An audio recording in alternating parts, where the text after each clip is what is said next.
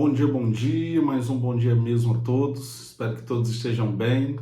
Chegamos a mais uma sexta-feira, onde temos esse momento de cartas na mesa. Lembrando que estamos fazendo o estudo dos 4 evangelhos, iniciando pelo Evangelho segundo o apóstolo João. Chegamos hoje ao 18º capítulo, fazendo aqui uma retrospectiva daquilo que já trabalhamos, daquilo que já foi lido, meditado e estudado. Começamos ali, obviamente, pelo capítulo 1, onde explica a divindade de Cristo, são eleitos ali os seus primeiros discípulos. Capítulo 2, que trata do primeiro milagre do Senhor Jesus e a purificação do templo. Capítulo 3, que é acerca da soterologia, o plano de salvação do Senhor Jesus. Capítulo 4, o diálogo com a mulher samaritana e a pregação de salvação àquela cidade. Capítulo 5, a cura do paralítico de Betesda, aquele que estava no tanque há mais de 38 anos, foi curado e restituído o seu direito de adentrar ao templo. Capítulo 6, a multiplicação dos pães e a primeira peneira dos discípulos de Jesus. Capítulo 7, o primeiro embate entre os judeus religiosos e Cristo acerca da sua missão. Capítulo 8, o livramento da mulher adúltera. Capítulo 9, a cura do cego, que é um divisor de águas no ministério de Cristo, uma vez que a cura de cego de nascença, na tradição e crença judaica, era exclusiva de Deus. Capítulo 10, a parábola do bom pastor, a explicação acerca do bom pastor, onde o Senhor primeiro se apresenta como porta de ovelhas, fala do bom pastor e depois nos alerta acerca dos mercenários. Capítulo 11, trata a respeito da ressurreição de Lázaro. Capítulo 12, da oferta de Maria, irmã de Lázaro, que unge o Senhor preparando ele para o seu sepultamento. Capítulo 13, a ceia do Senhor com os seus discípulos. Ele convida os seus discípulos para a Páscoa, mas ali ele cumpre a Páscoa e dá início à ceia. Capítulo 14 é o início de um diálogo do Senhor, que registrado que na Bíblia é dividido em 3 capítulos. Capítulo 14, na verdade são 4 capítulos, né? 14, 15, 16 e 17. Este primeiro eu inicio como sendo o consolo e o ensino, quando o Senhor acalma os corações dos seus discípulos, mas também os ensina acerca do Espírito Santo. Capítulo 15 é a parábola da videira e a convicção de que, estando preso a ela, nós iremos ser cuidados e frutificaremos nele, porque fomos eleitos por ele antes dele nos eleger. Capítulo 16 trata a respeito da missão daqueles que outrora foram consolados. Nós primeiro somos consolados pelo Senhor e depois nós passamos até a responsabilidade de sermos consoladores. Capítulo 17 trata-se da oração universal, onde o Senhor ora pelos seus discípulos, mas também ora por aqueles que há de vir. E hoje vamos dar início aqui ao capítulo 18, né? Faltam mais aí 3 capítulos para concluirmos o Evangelho segundo o apóstolo João, capítulo 18, que eu costumo dar o nome a ele de início das dores. Então, a nossa dinâmica será fazer a leitura e meditando conforme o assunto necessitar de uma observação. Amém? Vamos dar início. Capítulo 18, a partir do versículo 1. Tendo Jesus dito estas coisas, ou seja, quais são essas coisas? Todo esse diálogo, do capítulo 14 ao capítulo 17. Não foi algo que aconteceu em tempos diferentes, era um momento só. O Senhor, ele conversa com os seus discípulos, ele os consola, ele os instrui, ele os coloca como parte da videira, ele ora por todos nós e, dito todas estas coisas, né, saiu Jesus juntamente com seus discípulos para o outro lado do ribeiro do Cedrone. Então ele sai ali de Jerusalém atravessa o Ribeiro de Cedron e vai para um lugar chamado Monte das Oliveiras, né? Que era, a tradução em português fala em jardim, mas na verdade está muito mais para uma lavoura ou um pomar, onde havia um jardim, e ali entrou com eles. E Judas, o traidor, também conhecia aquele lugar, porque Jesus ali estivera muitas vezes com seus discípulos. Portanto, aquele jardim que nós conhecemos como Monte das Oliveiras, né? Era um lugar onde costumeiramente Jesus ia com seus discípulos para um momento de oração, de adoração, um momento de entrega ao Senhor. Então, ali pode-se dizer que era uma área de retiro de Cristo com os seus para um momento de intercessão, de oração, de ensino. Era muito comum Jesus estar naquele lugar. E Judas também, um traidor, conhecia aquele lugar, porque Jesus ali estivera muitas vezes com seus discípulos.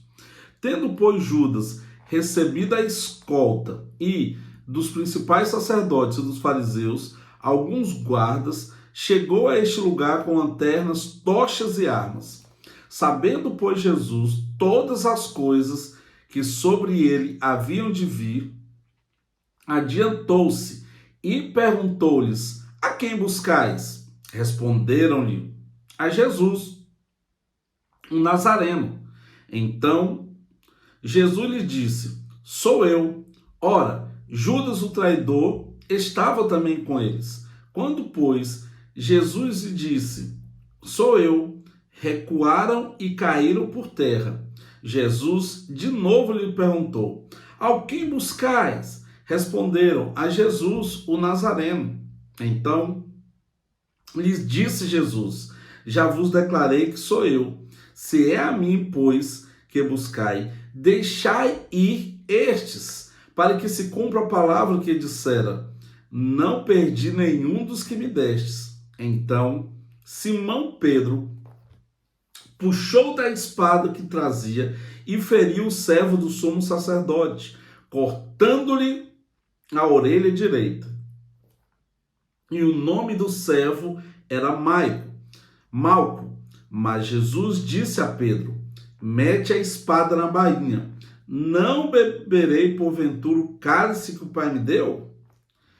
Assim, a escolta, o comandante e os guardas dos judeus prenderam Jesus, manitearam-no e o conduziram primeiramente a Anás, pois era sogro de Caifás, sumo sacerdote naquele ano.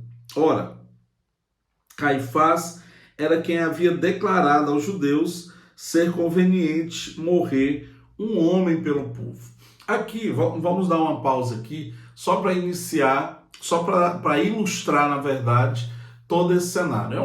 É um cenário que já foi muito bem ilustrado em festa dramatúrgica, em cinema, em peças, em cenas artísticas. Então, visualizar isso para nós cristãos é até um exercício simples de tantas vezes que nós já vimos isso, seja no cinema, seja em apresentações da época da Semana Santa. Mas o que importa saber aqui é que, segundo relatos de outros evangélicos que nós iremos ler, vamos entender que nesse interim, Jesus havia ceado, havia comunicado aos seus discípulos que seria traído. Jesus chama os seus discípulos para atravessar o vale, né, Ribeiro de Cedron. Eles vão orar, depois Jesus separa mais 3 em apartado, toma uma distância deles e fala: olha, minha alma está com angústia de morte, peço que orem por mim. Então há os 3 momentos que ali em Mateus nós iremos registrar. Quando estivermos lendo Mateus, iremos registrar com maior afinco, mas Jesus tem aquela angústia de: passa de mim esse cálice, de ser consolado pelo anjo, em outro momento chegar a suar sangue e no final se restabelecer. Aqui nós estamos vendo um Cristo restabelecido depois da sua angústia. Quando os guardas chegam para prendê-lo, ele fala: olha, eu sou o Cristo, e eles caem por terra. Tamanho era o poder e a autoridade que estava sobre aquele homem. Ele declara 3 vezes: eu sou, eu sou, eu sou, atestando a sua garantia de que ele era não só o eu sou, como o Jesus homem precisava ser entregue. Lembrando que Jesus Cristo não é um nome e apelido, ou nome e sobrenome. É Jesus, o certo seria Jesus, vírgula, o Cristo, ou Yeshua HaMashiach, Jesus, o Messias, o ungido, o escolhido. Então, é necessário aqui entendermos que o Cristo é aquele separado, ungido, que será apresentado como o Cordeiro de Deus para libação dos nossos pecados. Contudo, Jesus humano, que sente dores, angústias, necessidades, privações, este é o que se apresenta. Ali não vai um Deus anestesiado. Ali apresentado para a prisão não vai um homem que não tem sensibilidade no toque, na dor, na angústia. Não. Jesus começa a passar aqui por todos os abusos que você pode imaginar. Aqui deve se destacar o fato de que Pedro, guardando a sua espada, e em outro momento Jesus fala: o que você tem? Vende as armas, compre comida, mas guarde uma espada. Pedro estava ali armado. Pedro havia dito que não deixaria Jesus em momento algum. Jesus acabara de liberar os seus discípulos para que eles não fossem presos e também executados. E Pedro, em um ato de desobediência, um ato de grande precipitação, ele tentando, obviamente, matar aquele soldado, ele lhe corta a orelha, né? Ele arranca fora a sua orelha. Agora, só um destaque aqui. Você já viu que muitas vezes nos é introduzido na mente a ideia de que Pedro corta a orelha do soldado assim, com esse golpe, imaginando que a orelha dele foi arrancada assim. Mas, se Pedro tivesse dado esse golpe, registraria muito mais a Bíblia, que ele tinha alcançado o ombro do soldado, o braço do soldado ou o pescoço do soldado, do que a própria orelha. Vamos mudar um pouco essa perspectiva sua? Vamos imaginar que Pedro queria, como de fato, com espada na mão, ele não queria cortar o ouvidinho, a orelhinha, a bochecha de Malco. Não, ele queria matá-lo. Era um homem que queria prender o seu salvador, o seu melhor amigo, o seu mestre, aquele que, por quem ele havia deixado todo o seu histórico, a sua vida de empreendedor, a sua família. Pedro queria matá-lo. Quando você quer decolar alguém, você quer arrancar-lhe o pescoço, você faz esse golpe? Não. Você faz assim. Você pega a espada e faz assim. Correto? Tomara que esteja saindo bem aí na filmagem. É assim, o golpe é esse. Certamente Malco, ele tomou aquele espírito de matriz e desviou. Tomara que chegue para você essa imagem direito. E a espada passa assim por Malco. Então, essa é a perspectiva que você precisa ter. Por que é importante isso? Para não estarmos só ligados a uma cena dramatúrgica, mas a uma realidade. E Jesus vai lá, restitui a orelha do soldado, como outros evangelhos pregam, e ensina a Pedro que ele não tem que tomar isso. Aqui ele fala: você não tomou o cálice do Pai, por que está derramando o sangue de outro? Em outro evangelho é ensinado, né? Aquele que vive da espada morrerá pela espada. Então, Cristo, após esse momento, é preso, ele é amarrado, ele é maniteado e levado à casa de Anás, sogro de Caifás. Agora, Israel passava por um cenário interessante. Haviam dois sumos sacerdotes, um de fato e outro benemérito. O de fato era o genro de Anás, Caifás. Anás e seus outros 5 filhos já haviam sido sumos sacerdotes. O sumo sacerdócio era eleito por um conselho chamado Sinédrio. Mas naquela altura, Anás havia conflitado com Pilatos e havia a ordem dele não ser mais sumo sacerdote. Tanto Pilatos como Herodes como Anás entraram em um choque e não se comunicavam entre si. E era o equilíbrio da harmonia da Judéia naquele período. Perdão. A relação desses 3 homens era muito importante para que houvesse paz natural, paz humana, né, naquela região dominada por Roma. Então a Pax Romana na Judéia dependia desses 3 indivíduos estarem em paz. Naquela altura não estava. Então o que que o conselho fez? O sumo sacerdote ele só deixa de ser quando acaba o seu mandato ou quando ele morre.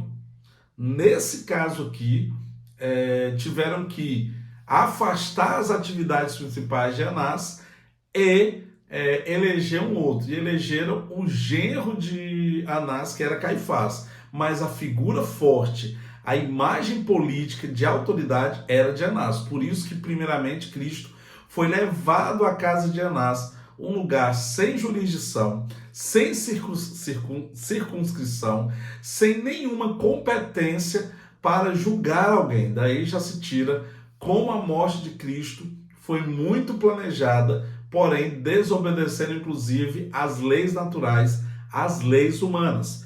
Jesus então chega na casa de Anás e é lembrado que Caifás, em uma reunião anteriormente com os escribas e demais religiosos, disseram: é necessário que alguém morra para preservar os demais homens. Cristo foi esse homem. Então, tudo na Bíblia obedece uma linha de seguridade dentro daquele legalismo, por assim dizer. Então, um sumo sacerdote escolhe um cordeiro perfeito para morrer no lugar dos homens. Isso é bíblico e Jesus aqui está como ovelha muda indo ao matadouro. Amém? Vamos dar continuidade. Aqui, versículo 15 do capítulo 18. Simão Pedro e outro discípulo, nesse caso esse outro discípulo é o próprio apóstolo João, autor desse evangelho, seguiram a Jesus. Simão, sendo este discípulo conhecido do sumo sacerdote, entrou para o pátio deste com Jesus. Pedro, porém, ficou de fora, junto à porta. Saindo, pois, o outro discípulo, que era conhecido do sumo sacerdote, falou com a encarregada da porta e levou a Pedro para dentro. Então, a criada encarregada da porta perguntou a Pedro: não és tu também um dos discípulos deste homem? Não sou, respondeu ele. Ora, os servos e os guardas estavam ali, tendo acendido um braseiro por causa do frio, e aquentavam-se. Pedro estava no meio deles, aquecendo-se ali também. Então, o sumo sacerdote interrogou a Jesus acerca dos seus discípulos e da sua doutrina.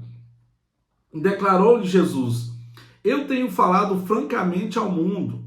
Ensinei continuadamente tanto na sinagoga como no templo, onde todos os judeus se reúnem, e nada disse em oculto. Por que me interrogas? Perguntou aos que ouviram o que lhe falei, bem antes eles o que disse. Dizendo isto, um dos guardas que ali estavam deu uma bofetada em Jesus, dizendo: é assim que falas com o sumo sacerdote? Replicou-lhe Jesus: se falei mal, dá testemunho do mal. Mas se falei bem, por que me feres? Então Anás o enviou maniteado à presença de Caifás, o sumo sacerdote. Lá estava Simão Pedro, aquentando-se.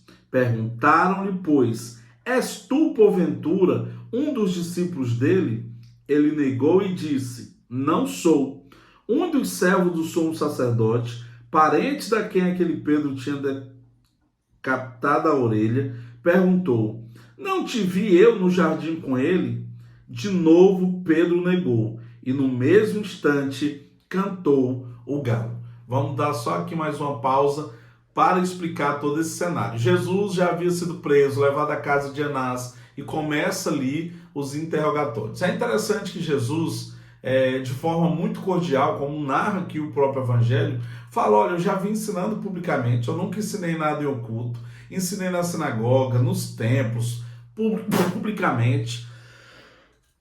Por que, pois, perdão pela tosse, meus amados, estou com a tosse aqui contínua, então haverão outras interrupções assim, desde já peço perdão. De forma contínua Jesus vinha ensinando publicamente. E ali eles fazem, então, fala sobre essa doutrina, porque não era novidade os ensinamentos de Jesus. Nessa altura, toda a Judéia, em especial Jerusalém, esperavam por aquele Galileu, lá de Nazaré, a sua pregação, a sua palavra e também os seus sinais miraculosos realizados. Quando Jesus fala isso, ele leva uma esbofetada, ele leva uma grande pancada, porque aquele tribunal não aceitava uma réplica. Ele não aceitava, diante da denúncia, qualquer outra palavra, porque era quase um tribunal de faz de conta. Jesus ali não tinha a menor possibilidade de ser inocentado das suas acusações, porque tudo era muito bem forjado, tudo era muito bem justificado, para que não restasse nenhuma salvação àquele homem. Lembrando que Jesus foi preso lá pela meia-noite. Todo o processo de julgamento, interrogação de Cristo foi na noite. Logo pela manhã começaram o seu sofrimento, o seu martírio, e em seguida Jesus foi preso e crucificado mais ou menos por volta de meio-dia. Então foi tudo muito rápido. Muitas vezes nós nos perguntamos, nossa, cadê os discípulos de Jesus? Onde estava a multidão que o recebeu em Jerusalém? Por que esse povo não reagiu? Porque estavam dormindo, meus amados. Porque era um sábado. Eles não... Na verdade, ainda que fosse sexta, eles estavam se preparando para o Shabá, que era o Shabá da Páscoa. Era um feriado em Jerusalém. Era um tempo de muita festa na Judéia. Então, ninguém imaginou que isto aconteceria na altura das festividades. Por isso, a pressa em julgar em Jesus antes de chegar o sábado, na sexta-feira. Amém? Então, aqui nós precisamos destacar dois cenários que aconteceram nessa narrativa. A primeira delas, Jesus sendo preso, levado à casa de Anás, o sumo sacerdote benemérito, porém não em exercício, ele sendo esbofetado, sendo desafiado, e Pedro, seguindo-o de longe, conseguindo adentrar ao local onde Jesus ali estava sendo julgado, mas aquela ousadia que ele teve no Monte das Oliveiras não se demonstrava quando estava em um lugar vulnerável, que não eram as pessoas com as quais ele estava acostumado a andar. Pedro não mostrou coragem de assumir a Jesus longe dos seus amigos, longe da sua comunidade de fé e longe daquilo que poderia chamarmos de igreja. Preste muita atenção que Pedro simplesmente iniciou uma atividade, iniciou uma conduta muito comum nos cristãos de hoje em dia. É negar a Jesus longe do seu ambiente de culto. Negar a Jesus longe dos seus amigos cristãos, seja evangélico, católico ou de qualquer outra denominação. Mas Pedro, assim como muitos cristãos de hoje em dia, negou a Jesus quando ele estava em um lugar de vulnerabilidade. Observe bem que quando não há uma convicção, nós negamos facilmente a Jesus. Primeiro, Pedro decidiu segui-lo de longe. Jesus não deve ser seguido de longe, ele deve ser seguido de perto. Nós precisamos ter um relacionamento íntimo, próximo e estreito com Jesus. Segundo, não é porque Jesus está em um lugar que significa que eu estarei com Jesus naquele ambiente. Pedro estava na mesma casa que Jesus, mas não estavam juntos. Jesus estava sendo julgado e Pedro procurando um lugar de conforto e se aquecer. E nós cristãos não devemos procurar um aquecimento que não seja em um fogo conhecido do próprio Deus. Ele estava em um fogo estranho. E próximo àquele fogo estranho, naquele lume estranho, com aquela iluminação estranha, Pedro negou a Jesus 3 vezes. Quantas vezes nós temos negado a Jesus longe do nosso ambiente natural, longe do nosso ambiente de culto, sem estar no meio dos evangélicos, sem estar no meio dos irmãos da comunidade da fé, sem estar na igreja? Nós temos a mesma coragem de assumir o Jesus que assumimos durante um louvor, durante um culto? Será que nós temos essa mesma ousadia de não rejeitar o nome de Jesus sobre as nossas vidas? Pedro se comportou muito parecido com nós temos nos comportado. Na igreja, falamos de Jesus com ousadia, pregamos a Cristo, declaramos que Ele é lindo, que Ele é forte, que Ele é santo, que Ele ressuscitou. Mas, e longe da igreja? Longe dos irmãos? Longe dos discípulos? Nós temos tido essa ousadia? Nós temos tido essa coragem? Então fica essa lição. Pedro negou a Jesus por estar em um lugar estranho dele, além de cumprir uma profecia. Óbvio, eu quero só que você contatene esses fatos, junte essas informações e veja como é fácil para um cristão sem convicção negar a Cristo longe de um lugar onde ele tenha conforto para ser evangélico, para ser cristão ou para ser chamado de crente. Pedro estava em um lugar estranho, com pessoas estranhas, em um tempo de ameaças. Foi o suficiente para que esses três ingredientes formassem o Pedro covarde, que até então nós desconhecíamos. Pedro parecia ser aquele grande discípulo de convicção. Contudo, ele perdeu a sua marca, a sua espada desapareceu, a sua ira e a sua promessa em relação a estar com Cristo até o fim desapareceu quando o ambiente não lhe garantia nenhuma segurança. Amém? Ainda bem que Pedro foi restaurado pelo Senhor, declarou o seu amor a Cristo e depois disso deu a sua vida em tributo ao nosso Salvador. Mas isso é uma grande lição que temos, amém? E só a título de curiosidade, o galo cantar aqui não significa necessariamente ser um animal, mas era como chamada as frotas que de tantas em tantas horas tocavam as trombetas em Jerusalém. Então acredita-se que não era necessariamente o galo, mas se como era chamado o som das trombetas nas madrugadas pelas guarnições da guarda pretoriana de Roma.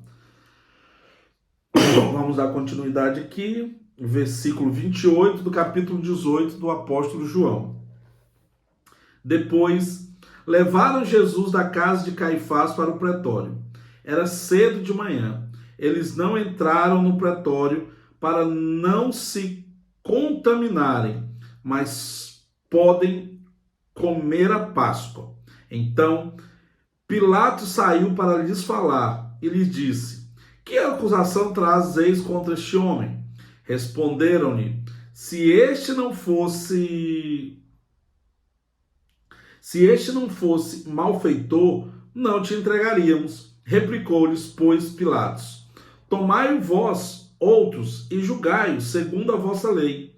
Responderam-lhe os judeus: a nós não nos é lícito matar ninguém, para que se cumprisse a palavra de Jesus, significando o modo por que havia de morrer. Pilatos então passa a interrogar Jesus. Tornou Pilatos a entrar no pretório, chamou-lhe Jesus e perguntou-lhe: és tu o rei dos judeus? Respondeu-lhe Jesus: vem de ti mesmo esta pergunta, ou te disseram outro a meu respeito? Replicou Pilatos: porventura sou judeu?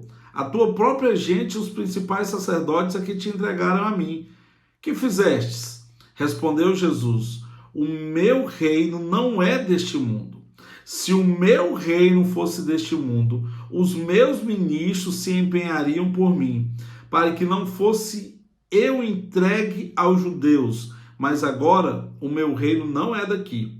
Então lhe disse Pilatos: logo, tu és rei? Respondeu Jesus: tu dizes que sou rei. Eu para isso nasci e para isso vim ao mundo, a fim de dar testemunho da verdade. Todo aquele que é da verdade ouve a minha voz. Perguntou-lhe Pilatos: que é a verdade? Tendo dito isto, voltou aos judeus e lhe disse: eu não acho nele crime algum. É costume entre vós que eu vos solte alguém por ocasião da Páscoa. Quereis, pois, que vos solte o rei dos judeus? Então gritaram todos novamente, não este, mas Barrabás. Ora, Barrabás era um salteador.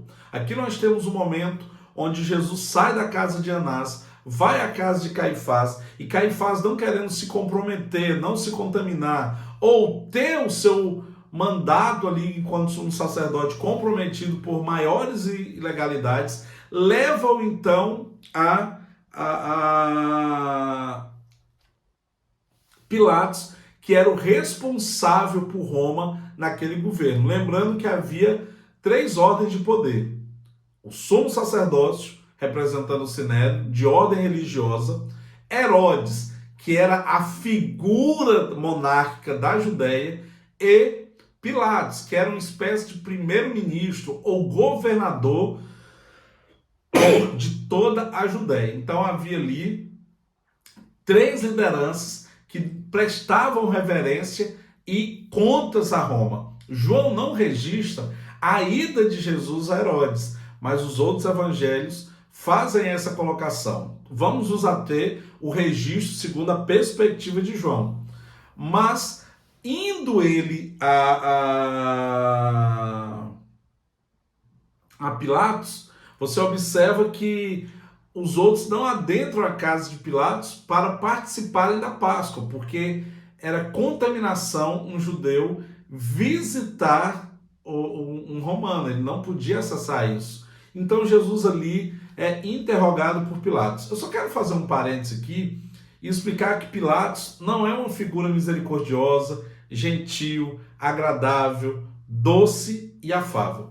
Pilatos, todos os seus biógrafos o destacam como um sanguinário, como um homem de grande crueldade, que se divertia vendo os seus cães devorando outros homens, de preferência escravos judeus. Era um homem impaciente, intolerante, um homem que em nada em si tem aspecto de bondade, generosidade, mansidão e tranquilidade. Mas observamos que Pilatos era um homem que tratava diretamente com a autoridade. Ele tratava diretamente com os imperadores romanos. Ele teria que, ainda que não gostasse, se relacionar com o sumo sacerdote e também com o rei da Judéia, no caso Herodes.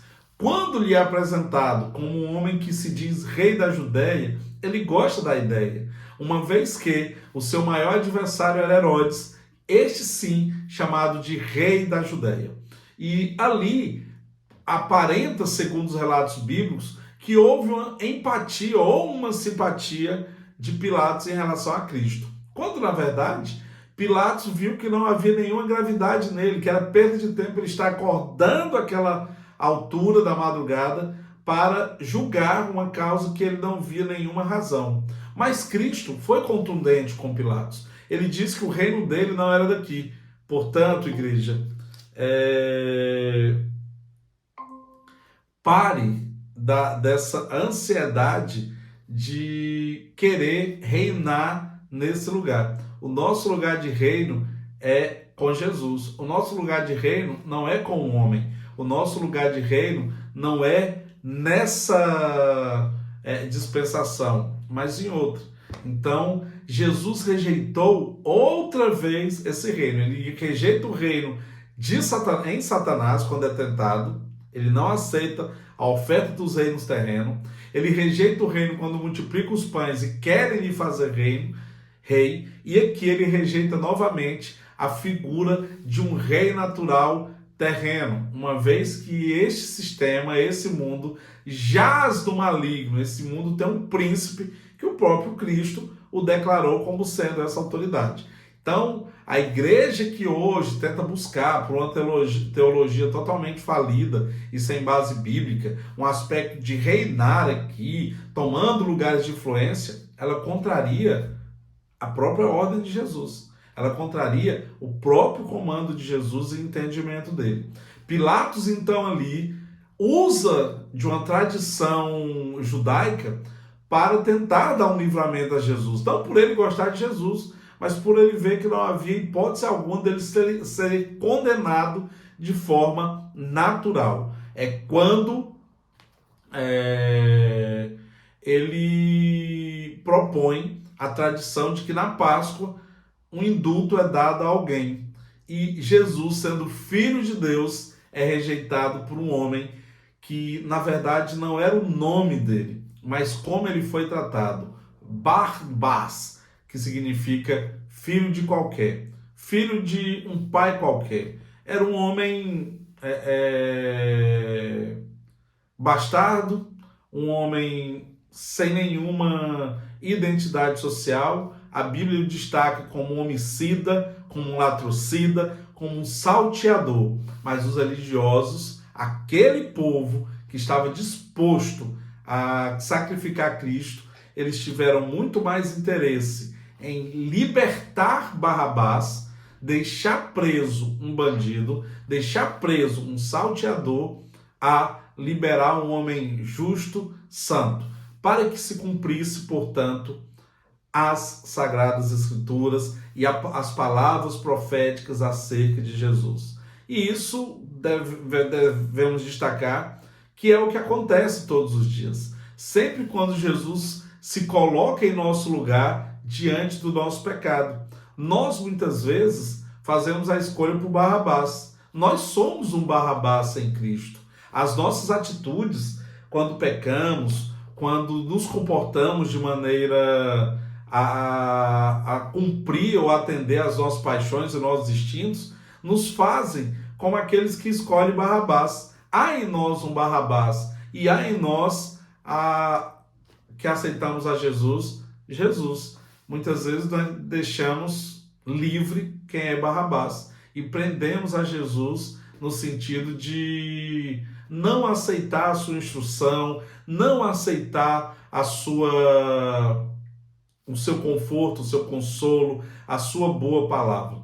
Muitas vezes nós estamos soltando em nós o Barrabás. Amém? Aqui encerramos, portanto, o capítulo 18 do Evangelho segundo o apóstolo João. Como eu disse, já chegando na fase final, então falta aí, meus amados, 3 capítulos para encerrarmos. Depois do apóstolo João, será o estudo do Evangelho segundo depois do Evangelho segundo o apóstolo João, será o estudo do Evangelho segundo o apóstolo Mateus. E você entenderá o porquê da nossa decisão de começar com João. Porque João, ele, antes de apresentar um Cristo natural, ele apresenta um Cristo eterno, que estava ali desde o início, a sua natureza divina.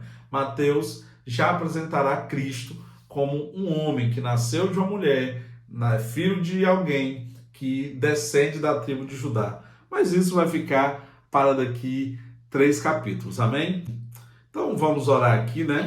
Quero agradecer a todos pela participação, lembrando que na próxima sexta estaremos aqui também a partir das 7 horas, já com o capítulo 19 do Evangelho segundo o apóstolo João. Falta pouco, meus amados, estamos chegando ao fim, amém? Mas vamos orar.